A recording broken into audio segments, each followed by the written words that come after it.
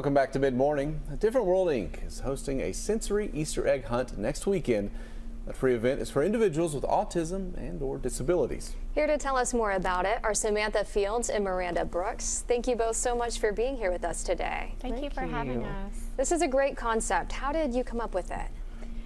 Well, I started A Different World last February, and Miranda and I met on a mutual social media group on Facebook, and she works at the extension office, and she was like, I can provide you the space for the event, and I was like, this will be great. So we've just went from there. What was the response like whenever you all put this out there and said, hey, we've got this opportunity? It just flourished. We started with just a simple concept at the beginning, and we had a lot of people travel, not just to the extent of Fayette County. They were coming from other counties, telling us just how appreciative that they were that we were having this. There's not a whole lot of sensory-friendly events for people with autism, so this is a really unique opportunity, especially with Easter. How does that make you feel to be a part of it? I'm happy to be a part of it. I'm blessed to be a part of it. I know as a parent of a child with autism, it's extremely frustrating not to have things for my child to do in the community. So that was one of the things that was driving me the most. I was like, I know I'm not the only family that is experiencing this frustration, so I wanted to change that, and that's exactly what we're doing. When you think about a traditional Easter egg hunt, it can be loud, it can be messy. I mean, what kind of changes have you all made? With us, the traditional is, take Easter pictures with the Easter Bunny. Our event, we have the Easter Bunny just walking around, so if a child wants to take the picture, they can walk up and do so. They're not in a line to do so because those can be overwhelming.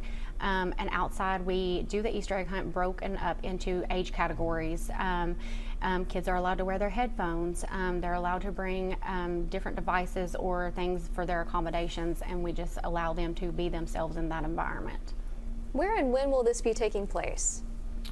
It'll be March 24th, on Sunday from 1 to 3 at the Fayette County Extension Office. We are just off of Red Mile Road, 1140 Harry Sykes Way.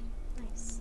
How much of the success of this do you think goes to just people coming out and being surrounded by other people who kind of understand, you know, what you're dealing with? I think a lot of it. Our parents are over the moon for these events. They're very appreciative. The kids are building relationships that they don't get to build in a day-to-day environment. They look forward to seeing each other at every event. The parents are building relationships with other parents that are like sharing similar struggles that they do.